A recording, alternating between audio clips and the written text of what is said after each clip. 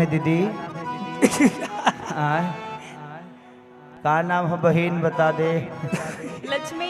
लक्ष्मी क्या बात है, हमने बहन बोला इसने लक्ष्मी भी बोल दिया। लक्ष्मी की कुछ नहीं है, हर लक्ष्मी बहन की ही रूप होती है। चलिए अभी आप हम लोग आर्टिस्ट हैं, बाद में तू हमारे के राखी बांध दी है चाहे हमारा खती करवा चौथ को ली है उतारा ऊपर बा। तहार नाम लक्ष्मी। और लक्ष्मी हो। कहाँ से बोल सर? अरे लक्ष्मी कुंड से निकलल बड़ी सकारी दोनों लक्ष्मी है सो। आई एम गणेश हमारे के बीचे में रह दी हेलो निकलिए लो। हाँ चलिए देखिए मैं इंसान बहुत अच्छा हूँ यहाँ ले जब ले पब्लिक के बीच में बनी हम बहुत अच्छा है। अकेले अकेले में यहाँ से निकल जाइले तो एकरो से ज्यादा अच्छा हो जाइए।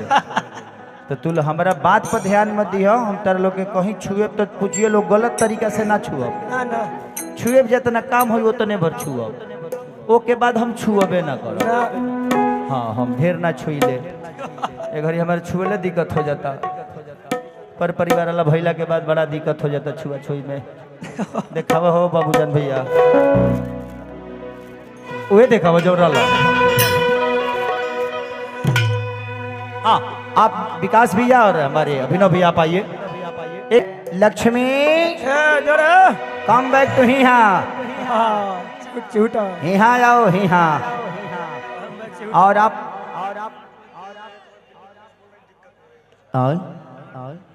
आप लोग तार मत तोड़िए, किसी को करंट लग जाएगा ना तो आपकी जान से ज्यादा कीमत खेसरिया की नहीं है।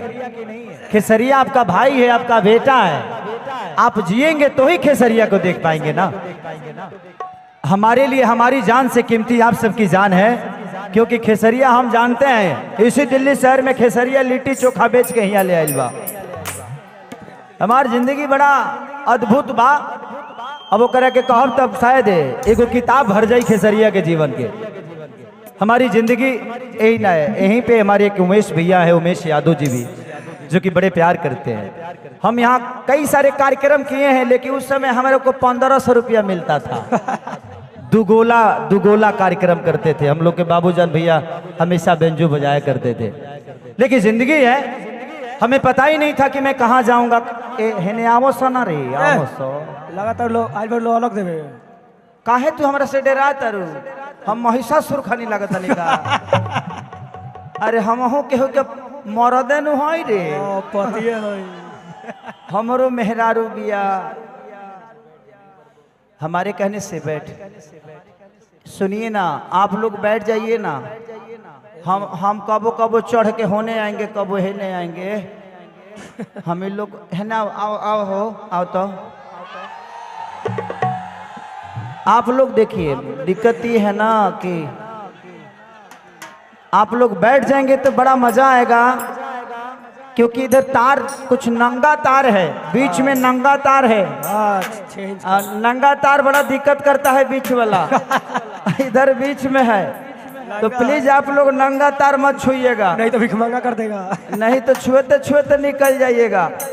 तो इसलिए मेरा निवेदन है कि प्लीज हाई के झारे लगल माने यहाँ आदमी में मच्छर घुसता लगला, मच्छर के दवा छीटे रे बना रहा रे का कहल जा भाई।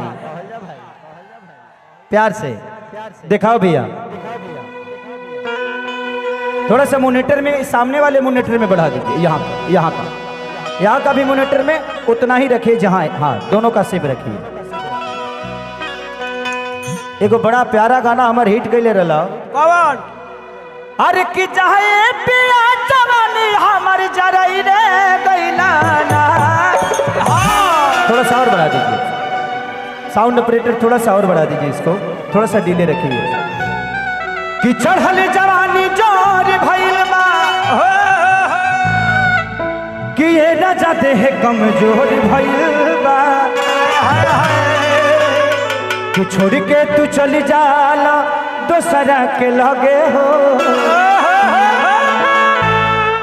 काहे भुलाइल बाड़े पिया जगे हो। कि सोचत सोचत सुतिए जानी अरे याद में तो हरे राजा हो आ देखो खटिया पर हमके अकेले न आए न जाओ अरे कि जाए पिया जवानी हमर चरई रे गइला ना 1 2 3 4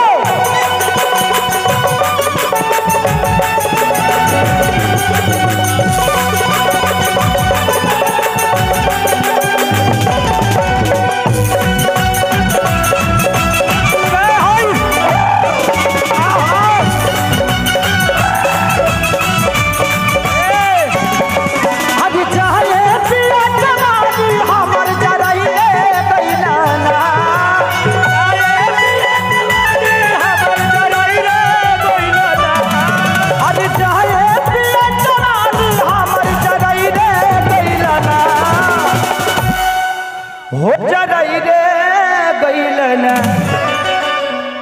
आपका शादी हो गया है ना जल्दी कल कब कोरोना हेलो हाँ जल्दी का के निश्चित हो जा हेलो हेलो काटा था मेरे में भैया का हो गया माइक में जी ए भाई रे तोरा माइक रे जो ना रे बाबूजी लगे जो भीतर जो तेहने रहा तरफ फिर तहर बाबूजी पलांटी मार दी हैं जहाँ मार लगी तहरे खाने एगो आ जाई बहरी 6 महीना जो जो माई के लगे रहो हो जरई रे गइलना हो जरई रे गइलना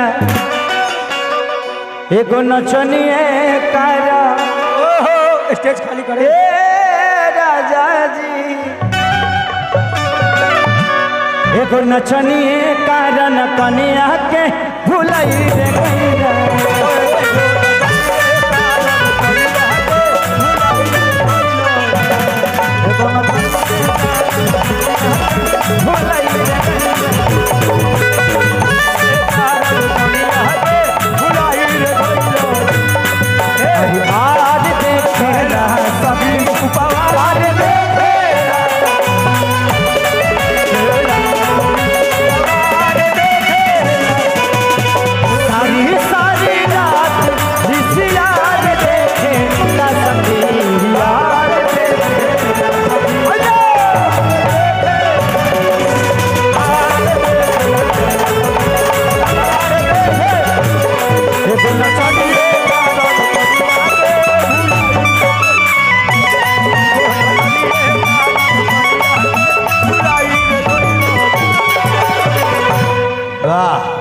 लौकत नहीं के भैया आय लौकत नहीं के कि आधी रतिया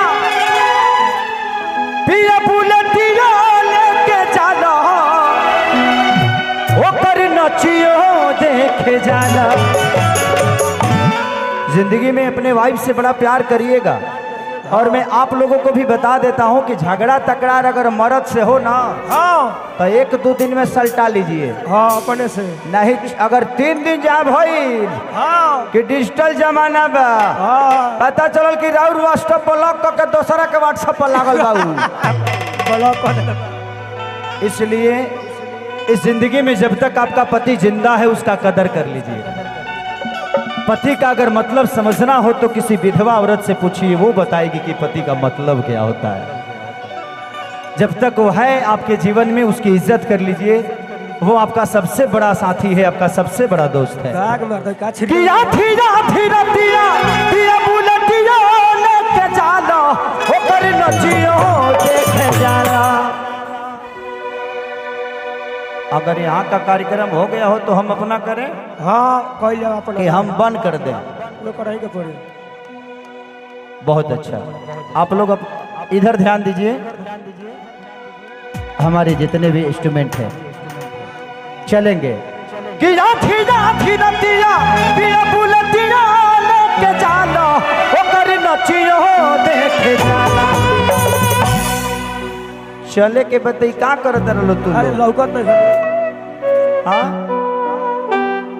कि नाच के नशा में दूगो रोटियां नहीं खाना, वो दूगो रोटियां नहीं खाना कि जाए पिया कमाई कुल्ही उड़ाई रे गइला ना हो उड़ाई रे गइला ना एगो नचनिए